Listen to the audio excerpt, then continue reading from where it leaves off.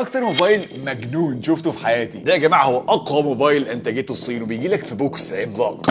يلا نستكشفه مع بعض. ده اكيد يا جماعه هو الاكس 200 الترا من فيفو. ما تفتح علبه هتلاقي عندك بوكس الموبايل اللي اوريدي بصراحه يعتبر بوكس كبير اساسا. جوه البوكس هتلاقي الوحش مستنيه، وده موبايل اكيد شياكه جدا بالذات في اللون الاحمر الخطير ده مع الفريم الاسود شكله ممتاز. تحت الموبايل هتلاقي كفر سيليكون بنفس اللون وشحن صاروخي 90 واط، والموبايل كمان بيدعم 40 واط وايرلس. كل ده عادي، بس الجنان ده بيبدا لما تفتح الدرج اللي تحت ده وتلاقي عندك 3 بوكسات. البوكس الاول بيجي لك فيه لانيرد عشان تعلق فيه الموبايل، ودي مصنوعه من مواد محترمه جدا فعليا. اما البوكس الثاني فهتلاقي جواه كيس ثانيه بس دي مش عاديه، لما تركبها على الموبايل بيبقى شكله كاميرا جدا. في البوكس ده كمان هتلاقي جريب بيركب سلايد بالطريقه دي، وشويه حلقات كمان عشان تغير اللوك. الجريب على فكره بيخلي ماسكه الموبايل اسطوريه دلوقتي. يبقى عندك سلايدر كمان ان واوت، زوم وشاتر، وتقدر تتحكم في الاكسبوجر وحاجات ممتازه، وبيديك بطاريه اضافيه. بس كل ده ولا حاجه جنب البوكس الاخير. البوكس ده يا جماعه جواه عدسه حقيقيه، بيجي لك تلسكوب فعليا مع الموبايل، وعن طريق حلقه ثانيه مخصوصه موجوده جوه العلبه هتقدر تركب العدسه دي للموبايل كأن هو